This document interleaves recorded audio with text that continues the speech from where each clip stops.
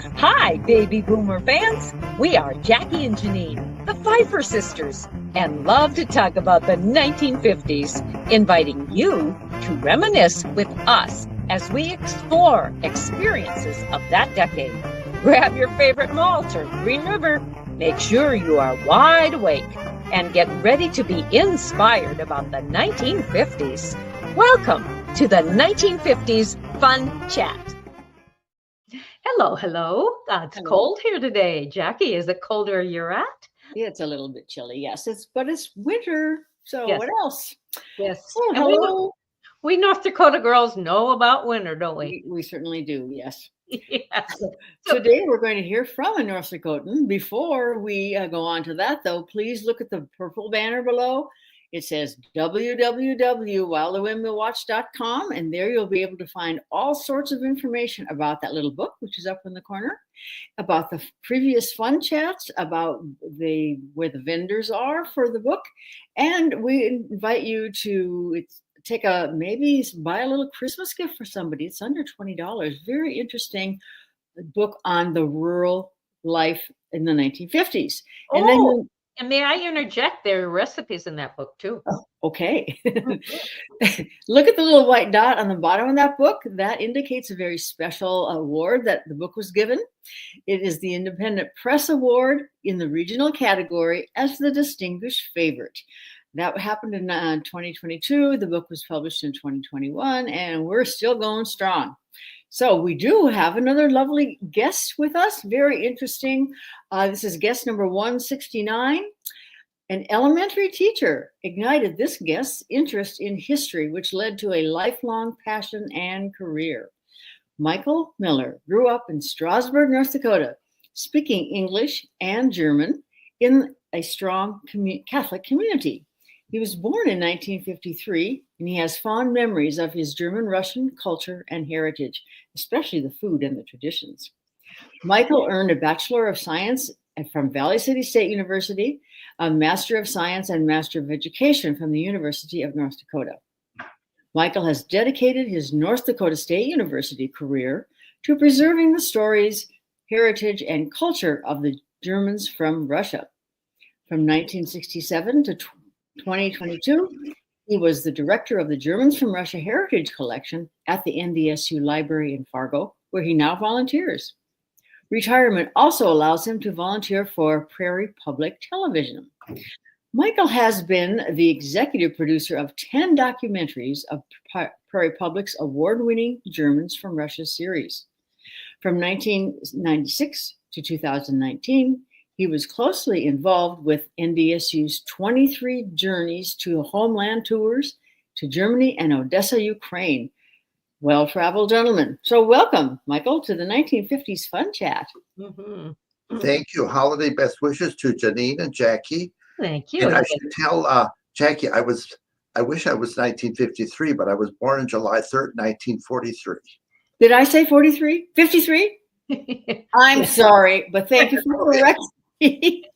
I feel like I'm born in 1953. Sure, you're young at heart. So you knew what living in was like in 53 then. Right. And, yes. Even into the and 50s. We would like to have you just think about the 1950s, please, as you start by telling us about your grade school teachers and one in particular that ignited this interest in this specific history.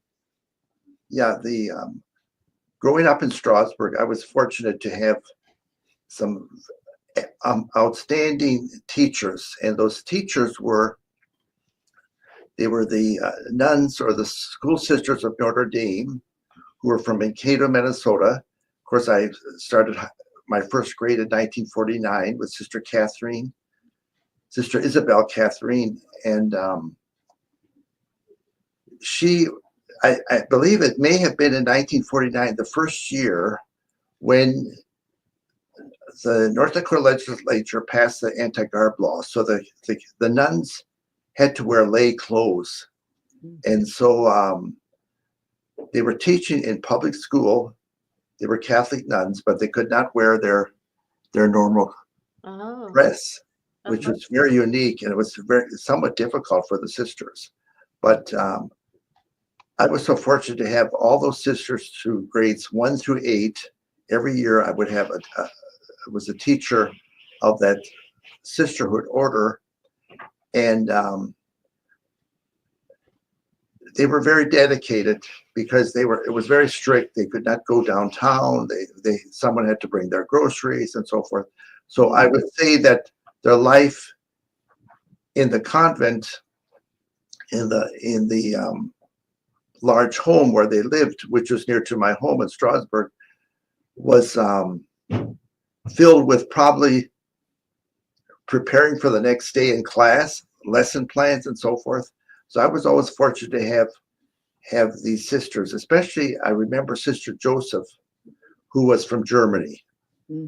And Sister Joseph, of course, her first language was, Sister Josepha was her name. Her first language was German. And so, and of course, being in a community where they were speaking as much German as English, and when I go home, I would speak both English and German. And this instilled an interest in me also in the language, which I'm so glad that I kept up this language all these years, and I still use today with my work at the university. Mm-hmm. So so later on, as I got into the later years, I remember the sisters telling me that, you know, you have a deep interest in history, and you need to help in preserving this history and culture of the Germans from Russia. And this is still this was something I always remembered, even in high school, because they would, you know, I loved history and English and journalism. And so this continued into my my elementary and high school years in Strasburg. And of course, when you have two aunts and a mother who are deeply ingrained in their heritage, and especially my two aunts who were teachers, they're very interested that to preserve the heritage and culture of the Germans from Russia. And so I grew up with the folklore. I grew up with the foods, and so this was very important. But I probably took a lot of it for granted and didn't have as much interest as I should have, because like many of us, we should have asked more questions of our elders about some of the history, especially their heritage. But so that's how that developed. And then on to college at Valley City. I had a deep interest in taking classes in history and journalism and English, and then up to the University of North Dakota.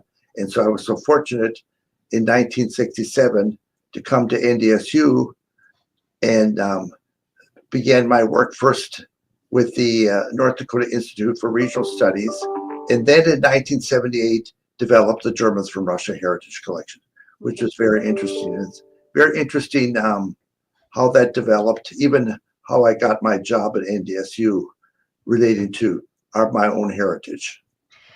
Michael, I'd like to go back to the 50s again, where we're talking about, you mentioned the foods, and yes. I'm a foodie. I really love learning about that, the foods. And our grandma Pfeiffer, of course, was a German from Russia, and she was a fantastic cook and would cook some of those German recipes. And actually, she didn't need a recipe; she knew it by heart. But what were some of your favorite foods that were part of the culture in the? Well, we had. You know, the famous Käsnipfler cheese buttons, that was very famous. You know, the German borscht soup. You know, all of these foods that we know growing up in North Dakota, if you're German Russian, they're really not, they're not ethnic German foods like in Germany. They're East European, Ukrainian, Russian foods. So they were adapted when they were in the old country in southern Ukraine, or at that time Russia. They'd make these foods because meat was lacking, so they had to. Flour and dough and wheat was very important to them, and especially if you were a Catholic, because I grew up on Fridays where you couldn't eat meat on Fridays because that was the tradition, and so we had Nipfler soup, we had cheese buttons, we had borscht, we had Käsnipfler, and I even remember on Christmas Eve, my parents, or then my sister-in-law, they would make a lot of what you'd call now I forget the name. It's pig's feet.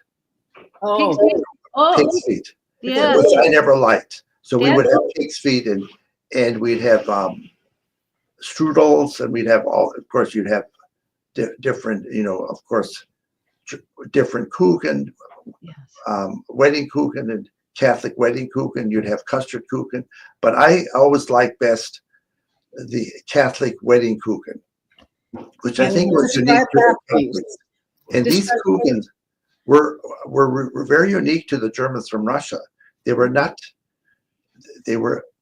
If you go to Germany, for example, when they say kuchen, it's a way different kuchen than what we're used to. So, but the wedding kuchen, and what's so good today is because a lot of these recipes are still made in some of these German restaurants, especially in central North Dakota, which I think is unique to ethnic groups in North Dakota, the Dakotas, because they've kept up their ethnic foods. And of course, kuchen is so popular in stores. You can even get it in Fargo here, and probably one of the most popular is Karen's Kuchen at Larimore, North Dakota, or Grandma's Kuchen from Ashley, North Dakota, which are widely distributed in grocery stores. Huh. Wonderful. How is it that the Germans from Russia ended up coming to the Dakotas? Well, that's an interesting story. Of course, the most famous person in the history of the Germans from Russia is Catherine the Great, and she was an empress from Germany living in Russia, and she invited the first Germans to come from Germany to Russia in 1763, and primarily because she needed more laborers and farmers and workers, people who would work with their hands, and those people first settled in the Volga region. And that was 1763. Those people then immigrated later in the early 1800s to Kansas, Nebraska, and Colorado. Oh. But our Germans from Russia in North Dakota, the Black Sea Germans, they left Germany and Alsace, France in about 1804, and then they were invited by Catherine the Great's grandson, Alexander II, and they went to South Russia, which is Ukraine, and they also went into Bessarabia, which was Romania, but they left there. That was around 1804, but they started coming to Dakota Territory in about 1873. And the reason they came, because all their promises were not kept. For example, they started having to serve in the military. That was the main reason. They were losing their German language. They had to speak Russian. All their freedoms that were promised by Alexander II were not kept, and they started leaving. And primarily one of the main reasons is because they did not want their sons to serve in the Russian army. So many left, and that's what happened. So then from about 1872 or 73 until 1910, there was a large immigration to North and South Dakota. And the first to settle in North Dakota, or in Dakota Territory, was near Zeeland, North Dakota, in McIntosh County. That was in 1884. And then later they came, but the largest settlement even today was in McIntosh County, which is in south central North Dakota. Why did they choose that area? Were there other family members who'd come there, or was it for homesteading, or why did they choose? But the Homestead Act was primarily one of the main reasons, because there was still land available. And for many that came to North Dakota, many came via Eureka, South Dakota, because that's where the railroad ended. The railroads, they'd come to Ellis Island, then they'd get on the train at New York to Chicago, Minneapolis, and then it ended at Eureka. But the first settlements, of course, were in southeastern South Dakota. That was the first settlement was at Lesterville, South Dakota, southeast South Dakota. So those people settled up somewhat much, almost 10 to 20 years earlier than the people who came to Eureka, South Dakota. But for example, I know of people who came first to the Freeman area of southeast South Dakota. Then they moved up to the Hayes and Beulah area, and they were Crimean Germans. They settled north of Hayes in North Dakota. So, for instance, in my case, on my grandfather, Michael Bumgarner, immigrated in 1889, and he came via Eureka to settle near Strasburg.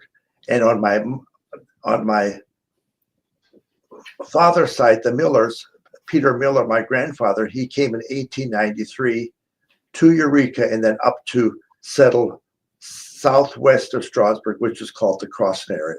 But they all came from Catholic villages. So Strasburg was primarily, a Catholic settlement. And of course, when we hear of the town of Strasburg, North Dakota, there is a main man who comes from there, and a very musical man, and probably the most well-known man in North Dakota. And yeah, he's probably the most famous German Russian in North America. But Ludwig and Christina Schwan Welk, they immigrated from the Catholic village of Selz, Kuchergan district, which is about an hour and a half north of Odessa, Ukraine. They came, I believe, in 1893, and they homesteaded near Strasburg, which is today the Welk, the state historic site. But that was a good example of homesteading, because they were homesteaders. And that was one of the main reasons, because of coming to this part of the United States and to the Dakotas, was the Homestead Act of 1862 had a great deal to do with that, and then the railroad. When people would leave Russia, that part of Russia where they were settled, and wanting to move back home or to immigrate to the United States of America, did they actually have a one-way ticket to get to their final destination, or did they just buy their tickets as they went along to each stop? Well, they had to. In the case of my families, I've always heard that they had to. Of course, you had to have enough rubles, Russian money, to be able to leave, and they sold what they had. It was not easy, so they sold whatever they had, often to their neighbors who were Russians, and then they would. And it was not like there was a train from Odessa all the way to get to Bremerhaven or Bremen or Hamburg, the ports that would come to New York. But so they would save, and they'd go by later on by train, but mostly they'd go by wagon, or they'd come by foot, and they'd get from South Russia, today Ukraine, to get to Germany, and then they'd buy their tickets at they'd buy their tickets at the port city. They'd have to be sometimes it would take some time. They'd have to be checked because of health and other issues, and so that's how they would get here. And so the time length was different. But there's a very good book, Ships of Our Ancestors, which would show what ship they came on if you know the name of the ship. Okay. Did you, with your ancestors, did you ever get a feel for how they actually felt? What were their emotions like about leaving Europe and coming to America and then getting here?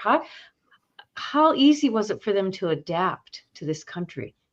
Well, from my standpoint, I didn't know my grandparents. The only one that was living when I was born I was quite young, so I really couldn't tell them a first-hand account. Only stories that my aunts or whatever would tell me, and I know that my aunt Agnes would say that my grandmother Delia would say, she said, if I had a chance to go, I'd go back again. Because she was, a lot of, there was way, they grew up over there for instance, the gardens, they had 2 seasons for their gardens. Oh, You know, like it's a lot like in, you know, southern United States or in South America, they'd have 2 or 3 gardens. So they have 2 seasons. They had a lot of grapes, a lot of vineyards. And, you know, those were the things that were not available, of course, in this cold climate. But what happened was also there was a German newspaper in Odessa, the Odessa Zeitung, and that newspaper would include commercial advertising, printed advertising from railroads in the Dakota Territory, telling them to come to Dakota, this lush land where you can grow grapes and you can have vineyards and all this. So some of it was not necessarily accurate what they were saying, but it had something to do with that enticed people to want to immigrate to America. sure. You know, because of the military service and the language and all those issues. But so they were moving very quickly, and so that's how that developed. I have a question, excuse me, about that. How many generations from Russia to the Ukraine area to Odessa, were there 2 or 3 generations or 1 generation that lived there, that grew up in that area? Well, there were, as I said, as far as the people who came to North Dakota, the first immigration from Alsace, which is France today, and in Germany, was starting in 1804 to about early 1880 to about 18. The first to come to Dakota Territory was 1872 or 73. So you can figure that out, the time period. But there were some German Russians who came from the Berestan villages, from the village of Johannesthal. That was already in 1849. Ludwig Betty came to Sandusky, Ohio. So they really, if you say the first to come to the United States or North America would be 1849. But the largest settlement was in the 1870s. And then you have to remember that also included the Mennonites and the Hutterites. Because, you know, we have, you know, in the Dakota Territory, especially in South Dakota, we have a large immigration of Hutterites, and they came from the Crimea area of Ukraine, and they settled in about 1874 around Yankton, South Dakota today. Do you find that Germans from Russia that group are unique in North Dakota, or maybe in the country, in the fact that they are keeping up with the history of their past versus other cultures? Well, there's certainly, you know, there's ethnic groups in North Dakota and South Dakota that keep up their culture, but it's much more in festivals and events and foods. But I think that what's so unique for the Germans from Russia, you have, first of all, the Germans from Russia Heritage Society in Bismarck, which focuses on the Black Sea and Bessarabian Germans. Then you have the American Historical Society of Germans from Russia in Lincoln, Nebraska, which is a wonderful organization too.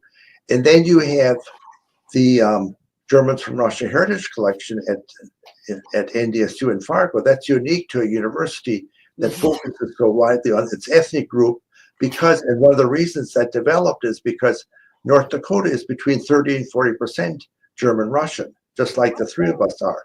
So that, you know, that was one of the reasons it developed here at the university, because as a land grant university, one of its focuses is to enrich the heritage and culture of its people. So can you tell us more now? And let's metamorphose into the German from Russia Heritage Collection. Can you tell us how that started? How did you even have the idea what kind of information you wanted to include in this collection? Well, it's almost going back to as we talked about in the 1950s and my own heritage, and that built into my own interest. But I came to NDSU in 1967, but a lot of it had to do with, some of it had to do with President Laurel Lofsgaard, who was the president of NDSU at that time in the 1970s, and he I had approached him and asked him, I said, we really need to preserve these people in North Dakota called the Germans from Russia, which was my own heritage. And he was very interested in that. And he thought we should move on that. And then it developed in 1978. But it was so interesting because in 1978, when the collection started, Dr. Karl Stumpf from Germany was here visiting attending the convention in Fargo, and also we went to Rugby to dedicate the Stumpf Museum. But he then brought some really valuable books he wanted to donate because and it was so unique for us. So it was really had a lot to do with it. And then Dr. Armin Bauer, who was a soil scientist at NDSU, was very interested in encouraging the president and the administration to develop this. And Dr. Bauer went on to he was German-Russian, and he went on to become the editor of Heritage Review of the Society in Bismarck for many years. And so he and I had, the two of us were really instilled in approaching the president of the university, how that developed. Mm-hmm. Do you find that when you know someone is a German from Russia, that you feel just a warm connection to them versus perhaps someone else who doesn't share that same background? Well, it depends on who they are. But anyway, I always remember, I can usually tell a German, still in North Dakota, you still have some people, including myself, if you go to South Central North Dakota, or you go up to Beulah Harvey area, or you go to the Hazen area, you still find the accent. Yes. I think you can find the accent. And I think that's very proud. And one thing that I remember hearing from some people that relating to Lawrence Welk, they said that's probably one of the ways it made him famous was his accent. Keep his accent, and you have to remember that Lawrence Welk was becoming famous in the era of the Cold War era. So he never really promoted his heritage as being Germans from Russia. He was just German, but not Germans from Russia. Fortunately, that has changed in his, in the new documents, and there's going to be a new biography of Lawrence Welk published by NDSU Press, which will really uncover the real story of Lawrence Welk and his heritage. Do you have something to do with that? Yeah, I was involved with it. It's going to be a NDSU Press in 2025. It's actually going to be 3 volumes, and it's going to premiere. We're not sure when, but in 2025. And then also, Prairie Public Broadcasting is in process of producing a new documentary on the Lawrence Welk Homestead, or the Welk Homestead State Historic Site. So that's going to be. We're still deciding when, but it's going to happen in 2025. So both items, the documentary and the 3-volume set, will become really notable for the name Welk Homestead in Lawrence Welk. Yes. And tell us about your part in that developing that state historic site.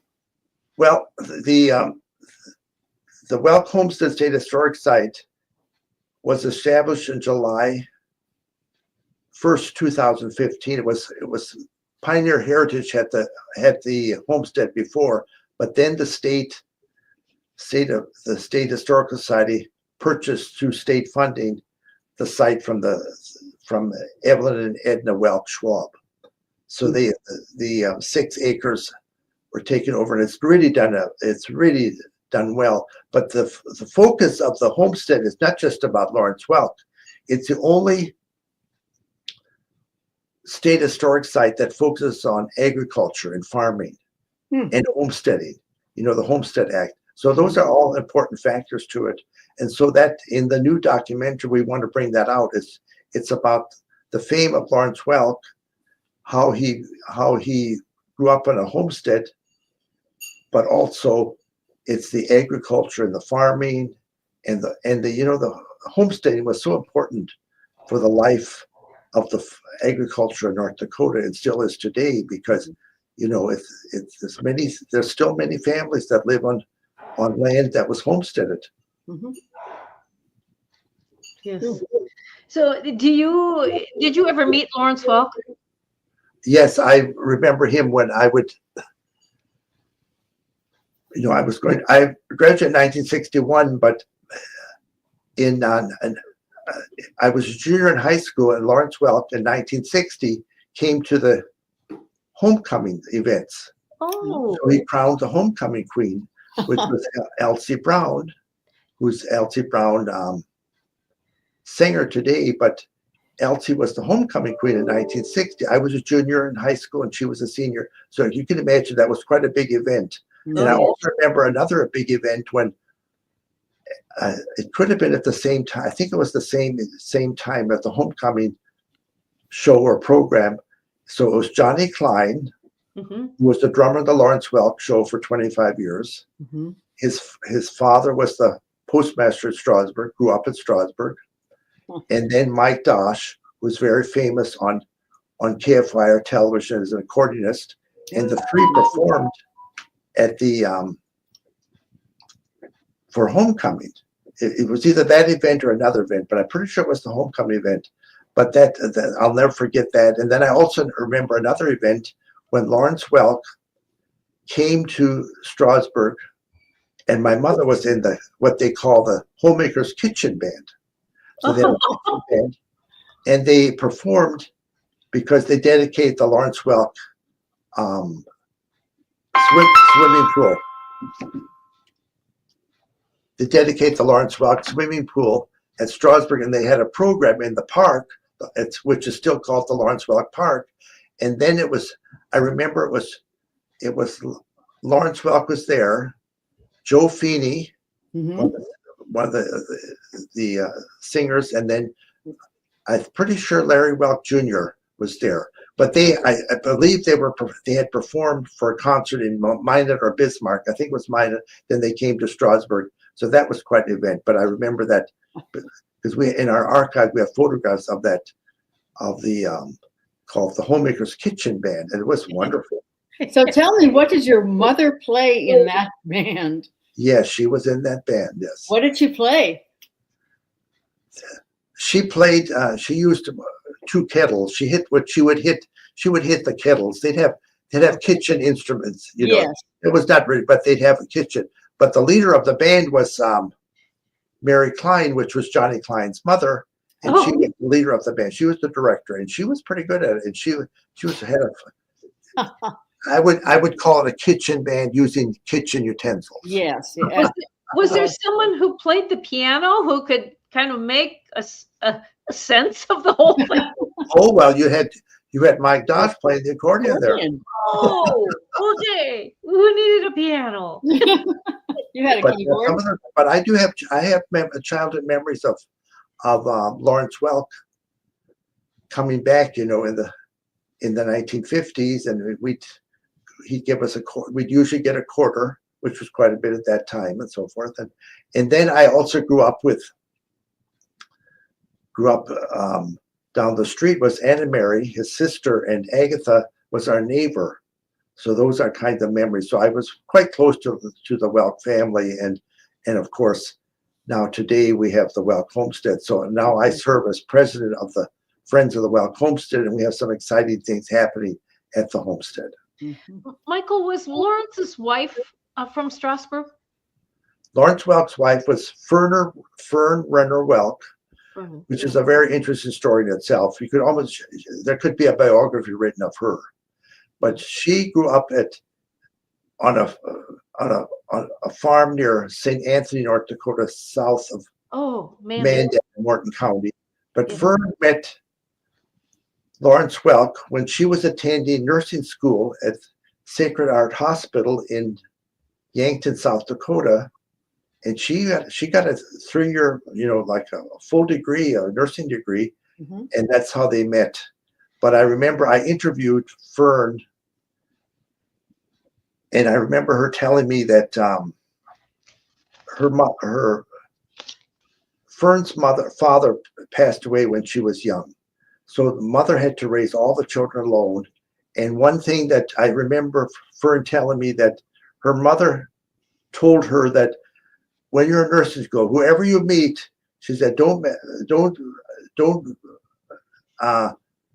marry a fellow who's on the road, who's businessman traveling, or he's in music because he's traveling all the time. Ah. So that was interesting because when she brought Lawrence Welk home to meet her mother, she told him, well, he's got a band and he travels, but I guess it must have worked out. Yes.